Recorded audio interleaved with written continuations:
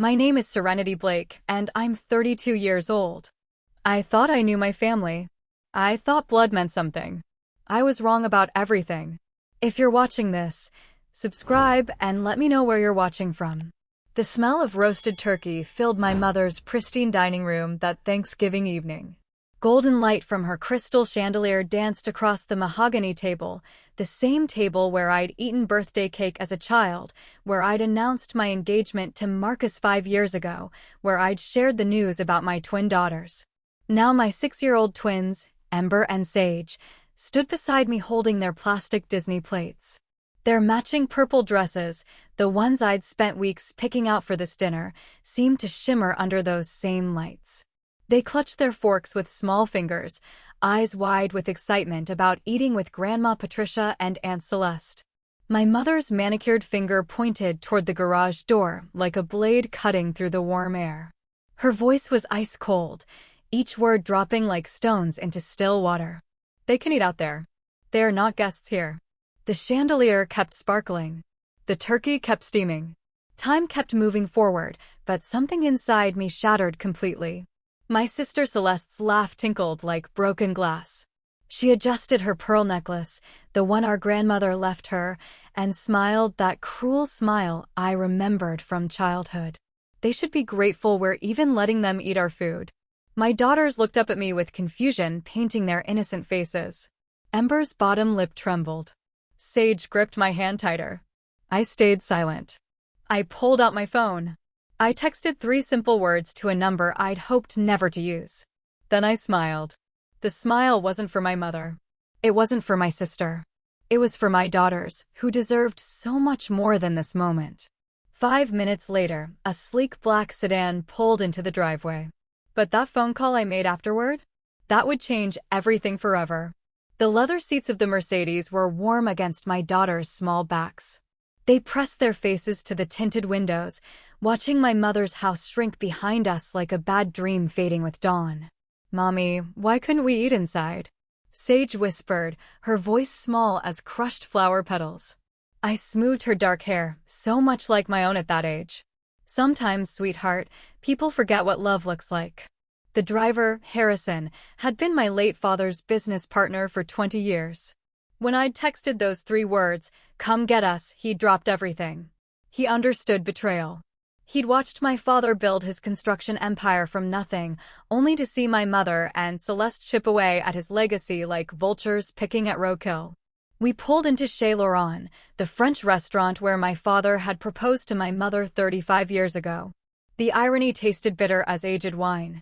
Inside, crystal stemware caught candlelight like captured stars. The twins' eyes widened at the white tablecloths, the soft piano music, the waiters who treated them like tiny princesses. This was how children should be welcomed. This was what dignity looked like. I excused myself to make that phone call. "Darius, it's Serenity," I said to my father's old attorney. "I need those documents we discussed last year. The ones about the will." His gravelly voice carried decades of legal battles. "Are you sure about this? Once we open this door, my children just got banished to a garage like stray dogs. The door is already open." 20 minutes later, my phone buzzed with notifications. Bank accounts, property deeds, investment portfolios. All the secrets my mother thought she'd buried with my father. But there was something else in those files. Something that would make tonight's humiliation look like a gentle rain before a hurricane. My mother had been lying for 15 years. About everything. 2 years earlier, before I knew the truth, I still believed in fairy tales. Celeste's wedding shower bloomed across our mother's backyard like an explosion of pink peonies and champagne bubbles. I'd spent 3 weeks planning every detail, from the hand-calligraphied invitations to the tiered cake that cost more than most people's rent. Serenity always was the planner, mother cooed to her bridge club ladies, her voice dripping with honey-coated condescension. So practical. So useful. Useful. Like a hammer or a can opener. Something you reached for when you needed it, then forgot about until the next emergency. I watched Celeste float between guests in her ivory sundress, accepting compliments like a queen receiving tribute.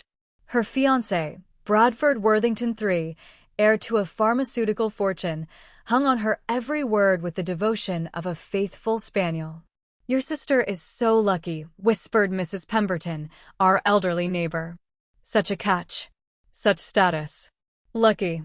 As if love were a lottery ticket, and I'd somehow drawn all blanks. Marcus found me later, washing crystal glasses in the kitchen. My hands moved mechanically through the warm, sudsy water while outside. Laughter sparkled like wind chimes in summer breeze. "You okay?" His calloused contractor's hands covered mine, stilling my nervous movements. "Just tired." The lie slipped out smooth as silk scarves. But tired wasn't the right word. Hollowed out, maybe. Like an old oak tree that looks majestic from the outside, but has been slowly rotting from within.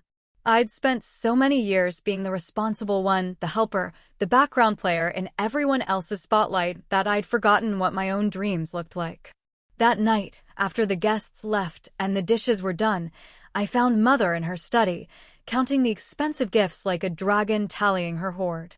"Thank you for today," she said without looking up. "Celeste's happiness means everything to me. Everything." I was 30 years old, and I was still nothing. But I didn't know then what I know now. Some masks eventually slip, revealing the monsters underneath. The manila envelope arrived on a Tuesday morning 6 months after my father's funeral. Rain drummed against my kitchen window like impatient fingers while I stared at the return address. Whitmore, Blackstone and Associates, Estate Division. Inside, my father's final letter crackled like autumn leaves between my trembling fingers. His handwriting, usually bold as carved granite, wavered with the weakness of his final days. "My dearest Serenity," it began. "If you're reading this, then the wolves have finally circled the henhouse, and you've discovered what I suspected all along." The words that followed hit me like physical blows. Account numbers. Property deeds. Investment statements. My father hadn't left everything to my mother as I'd believed. He'd left it to me, all of it. The construction company, the portfolio worth millions, even the house where my mother now played queen of her diminished kingdom. But there was more. Bank statements showing regular transfers to offshore accounts. Forged signatures. Documents that painted my mother not as a grieving widow, but as a calculating thief who'd been bleeding my father's empire dry for years. The final paragraph made my blood run cold. "Your mother convinced me you didn't want the business, that you were too soft for this world. I believed her lies about your disinterest, your supposed words of rejection. I know better now. The company is yours by right. But be careful, sweetheart. Patricia has shown her true colors, and they're darker than midnight." I set the letter down with hands that had forgotten how to stop shaking. Outside, the rain had stopped, but inside my chest, a storm was just beginning. That evening, I drove to my mother's house. She was in her garden, deadheading roses with surgical precision. Each snip of her shears sounded like a small execution. "Mother, we need to talk about Daddy's will." Her smile never wavered, but something flickered behind her eyes like a candle flame in wind. "Of course, darling. Though I can't imagine what there is to discuss. Everything's been settled for months." "Has it?" I pulled out the documents. "Because according to these, you've been forging signatures and transferring money that was never yours to touch." The shears dropped from her manicured fingers, landing in the mulch like fallen weapons. That was the moment I realized my mother wasn't just cold. She was dangerous.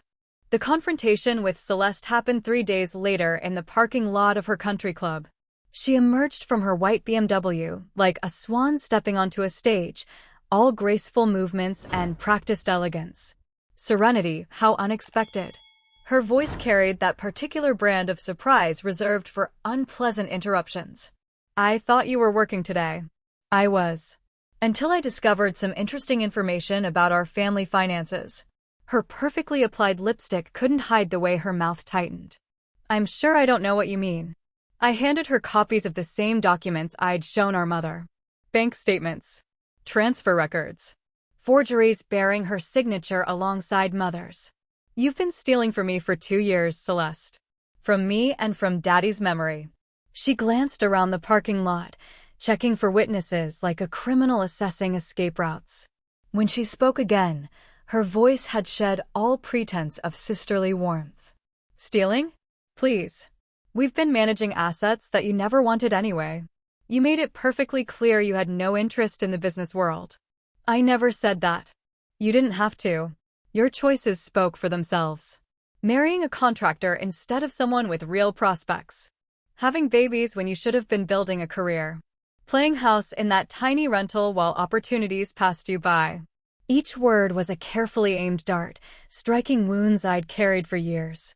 But now I saw them for what they truly were, manipulations designed to keep me small, keep me grateful, keep me from asking the questions I should have asked long ago.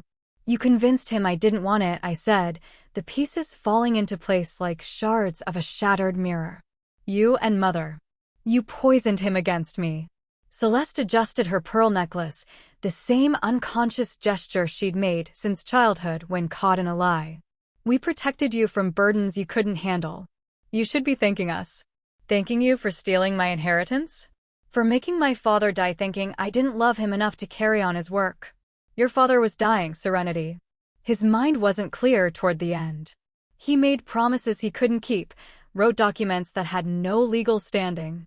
But her voice wavered now, like ice beginning to crack under spring sunshine. We'll see about that, I said, turning to leave. Serenity. Her voice stopped me. When I looked back, her mask had slipped completely, revealing something cold and desperate underneath. Don't do anything you'll regret. Family is all we have. You're right, I said. Family is everything. That's why what you've done is unforgivable. Back in the present moment, the black Mercedes pulled away from Chez Laurent with my daughters full of French pastries and dreams of being treated like the princesses they truly were. As we drove through the quiet suburbs of Millbrook Heights, I made the second phone call. This one was to Channel 7 News, specifically to investigative reporter Dahlia Cross, who'd been following white-collar crime in our county for years. Ms. Cross? This is Serenity Blake. I have a story for you about estate fraud and elder abuse. Are you available to meet tomorrow morning? Her voice sharpened with professional interest. How much money are we talking about? $15 million. Maybe more. I'll clear my schedule. The twins were asleep in their car seats when we pulled into our driveway. Our modest rental house looked smaller than ever after the evening's events, but it was ours. Honest. Clean. Everything my mother's palace wasn't. Marcus met us at the door, his weathered face creased with worry. How did it go? Your mother called here twice, screaming about respect and family obligations. I carried Sage inside while he lifted Ember. It went exactly as planned. Phase 1 is complete. Phase 1. I smiled, and for the first time in months, it reached my eyes. By tomorrow morning, the whole county will know that Patricia Ashford Blake is a thief who stole from her own husband and daughter. By tomorrow afternoon, the FBI will be knocking on her door with warrants for her financial records. Marcus set Ember down on the couch and studied my face. This isn't about the money, is it? No. It's about my daughters never having to stand in anyone's garage, holding plates like beggars. It's about making sure they know their worth isn't determined by other people's cruelty. My phone buzzed. A text from my mother, "We need to talk." Immediately. I turned off the phone. We'd talked enough for one lifetime. Outside, storm clouds gathered like dark thoughts across the November sky. But inside our little house, my daughters slept peacefully, dreaming of crystal chandeliers and French pastries and a world where they were always welcome at every table. Tomorrow, the real reckoning would begin. Morning came with frost painting our windows like lace curtains. I was making pancakes when the news van pulled up across the street, its satellite dish reaching toward the gray sky like a metallic flower seeking light. Dahlia Cross emerged wearing a burgundy coat and the expression of a bloodhound who'd caught a fresh scent. I'd chosen her carefully. She'd built her reputation exposing corruption in families who thought their money made them untouchable. Mrs. Blake. She extended a manicured hand. Thank you for reaching out. These documents you sent are quite compelling. We sat in my small kitchen while the twins ate pancakes shaped like butterflies. Dahlia's eyes moved between the financial statements and my daughter's innocent faces, and I watched understanding dawn like sunrise across her features. Your mother really did this? Stole your inheritance and convinced your father you didn't want it. For 2 years. She and my sister systematically drained accounts, forged signatures, and transferred assets to offshore holdings, all while playing the grieving widow and devoted mother. Dahlia's pen moved across her notepad like a scalpel making precise incisions. What changed? Why come forward now? I glanced at Ember and Sage, sticky with syrup and giggling over some private joke. Last night, my mother told my 6-year-old daughters they weren't welcome at her dinner table. She pointed to the garage and said they could eat there because they weren't guests in her house. The pen stopped moving. They're her granddaughters. Blood doesn't matter to Patricia Blake. Only status. Only appearance. Only money. My phone had been buzzing all morning, ignored calls from Mother and Celeste, frantic voicemails that grew shriller with each passing hour. I let them all go to silence. Mrs. Blake, you understand this will destroy your family? I looked at my daughters, at their bright smiles and untainted hearts. No, it will save what's left of it. 2 hours later, the first news report aired. Local construction heiress alleges estate fraud by mother and sister. By noon, the story had legs. By evening, it would have wings. I was folding laundry when the black sedan pulled into my mother's driveway across town. But this time, it wasn't Harrison behind the wheel. It was FBI Special Agent Cordelia Thorne, and she carried warrants that would turn my mother's perfect world inside out like a glove stripped from a cold hand. The phone rang. This time, I answered. Serenity. My mother's voice had shed all its honeyed pretense. What have you done? I've told the truth. Finally. You've destroyed us all for what? Petty revenge over a dinner invitation. I've protected my daughters from becoming what you tried to make me, invisible, grateful, and small. The line went quiet except for the sound of her ragged breathing. When she spoke again, her voice carried the weight of a woman watching her kingdom crumble. I gave you everything. You gave me nothing. And you took everything that was rightfully mine. Please. We can fix this. We can make this right. But some things, once broken, can never be repaired.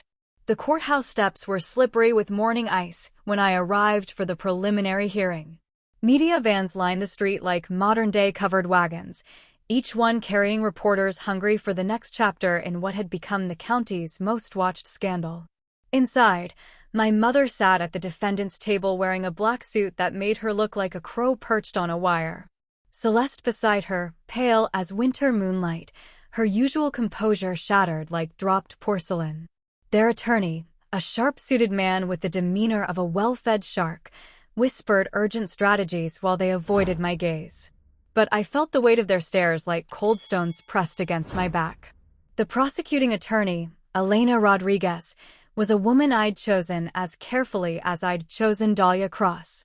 She specialized in family fraud cases and had never lost a case involving stolen inheritances.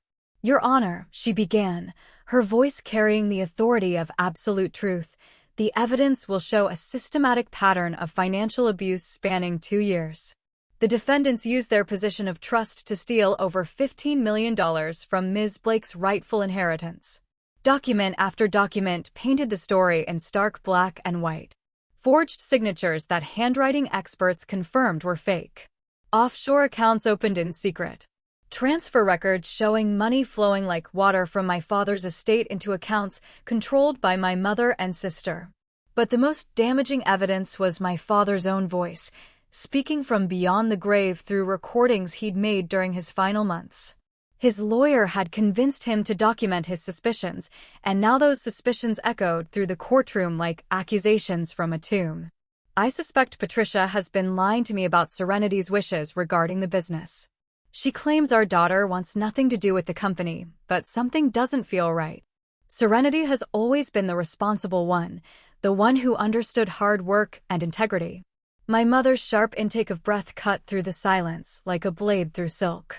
If something happens to me, I want the truth investigated. I want my daughter to know that I never stopped believing in her, even when others convinced me I should. When the recording ended, the courtroom felt heavy with the weight of revealed lies. I watched my mother's face crumble like a sandcastle touched by tide, all her carefully constructed facades washing away at once. The judge, a stern woman with silver hair and eyes like steel, looked down from her bench with the expression of someone who'd seen every kind of human failure. Bail is set at $500,000 each. Trial date is set for February 15th. As the gavel fell, I felt something I hadn't experienced in years. Not revenge. Not satisfaction. But a quiet sense of justice, like watching sunrise break through storm clouds after a long, dark night. Outside, reporters surrounded me like hungry gulls. But I had nothing to say to them. I'd said everything that mattered in that courtroom, where my father's voice had finally been heard and my daughter's future had been secured. The real victory wasn't in watching my mother and sister face consequences. It was in knowing that Ember and Sage would grow up understanding their worth, never begging for scraps of affection from tables where they didn't belong. Some wars aren't won with weapons. They're won with truth. 3 months later, spring had begun to paint Millbrook Heights in shades of hope and renewal. The trial was over, the verdict delivered with the finality of carved stone, guilty on all counts. But that morning brought an unexpected visitor to my door. Harrison stood on my porch holding an envelope that looked older than time itself, its edges yellowed like autumn leaves. His weathered face carried the weight of secrets too long held. "Your father asked me to give you this if certain circumstances came to pass," he said, his voice gravelly with decades of cigarettes and hard decisions. "I think today qualifies." Inside, my father's final letter waited like a time capsule from a different world. "My beloved Serenity," it began. "If you're reading this, then justice has been served and truth has finally won the day. But there's one more secret you need to know, one that will change everything you thought you understood about our family." The words that followed hit me like physical blows, each revelation reshaping my understanding of the past 32 years. Celeste wasn't my sister. She was my mother's daughter from an affair, a secret Patricia had hidden by convincing my father the child was his. For decades, she'd lived a lie, raising another man's daughter as his own while slowly poisoning him against his real child. The guilt ate at her, my father wrote. She overcompensated by giving Celeste everything she thought she deserved, while pushing you away to avoid facing the truth of what she'd done. "Your mother isn't just a thief, sweetheart. She's a coward who chose deception over honesty at every turn." But there was more. Bank accounts I'd never known about. Properties in other states. Business partnerships worth millions. My father hadn't just been successful, he'd been wealthy beyond imagination, and he'd hidden it all to protect it from my mother's grasping hands. The real inheritance is in trust accounts she never knew existed. Enough to secure your daughter's futures for generations. Enough to build the kind of life where no one ever makes them feel small. I set the letter down with trembling hands and looked around my modest rental house, the place I'd thought would always be my daughter's humble beginning. It turned out to be just a temporary stop on a much longer journey. That afternoon, I found my mother in the county jail's visiting room, wearing orange that made her skin look sallow and defeated. The woman who'd once ruled her kingdom with manicured iron fists now looked small and brittle, like a paper doll left out in rain. "You knew," I said without preamble. "You knew Celeste wasn't his daughter, and you let him love her anyway while pushing me away." She studied her hands, nails bitten down to nothing, all her polish stripped away by circumstance. "How did you find out?" "He left me a letter. One final truth to set everything right. He was going to divorce me," she whispered. "Near the end, he was going to leave me with nothing. I had to protect myself. You had to protect your lies." She looked up then, and for the first time in my life, I saw her without any masks at all. Scared. Desperate. Human. I loved him. In my own way, I loved him. Love doesn't steal. Love doesn't lie. Love doesn't banish children to garages. "I was afraid," she said, the words falling like broken glass between us. "Afraid of losing everything I'd worked for. You lost it anyway. But you lost something more important. You lost the chance to know your granddaughters." I stood to leave, but her voice stopped me. "Will you ever forgive me?" I turned back, studying the woman who'd shaped my life through absence more than presence. "Maybe. Someday. But forgiveness isn't the same as forgetting. And it's not the same as trust." Walking out of that jail, I felt something lift from my shoulders like a weight I'd carried so long I'd forgotten what freedom felt like. 1 year later, our new house stood like a beacon of second chances in the rolling hills outside town. Not a mansion. I had no interest in my mother's kind of cold grandeur, but a home where warmth lived in every room and every table had space for unexpected guests. The dining room window looked out over acres of wildflower meadows that would bloom each spring in colors my daughters could name like prayers. Ember and Sage, now 7 and wise beyond their years, helped me set the long oak table for our first Thanksgiving in the new house. "Mommy, is Grandma Patricia coming?" Sage asked, her voice careful as someone testing ice on a frozen pond. "No, sweetheart. But Harrison is. And your teacher, Mrs. Chin, whose family is in China. And the Jimenez family from down the road whose house flooded last month. So it's people who need somewhere to belong," Ember said with the matter-of-fact wisdom of children who'd learned early that family isn't always about blood. Exactly. The doorbell chimed like small silver bells, and our first guests arrived carrying covered dishes and grateful smiles. Soon the house filled with the sounds of laughter, conversation in 3 languages, and children playing while adults shared stories over wine that wasn't chosen to impress anyone. Marcus carved the turkey with the same steady hands that had built this house, this life, this foundation for something better than what we'd known.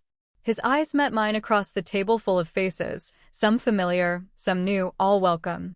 "What are you thankful for this year?" he asked, starting the tradition we'd carry forward.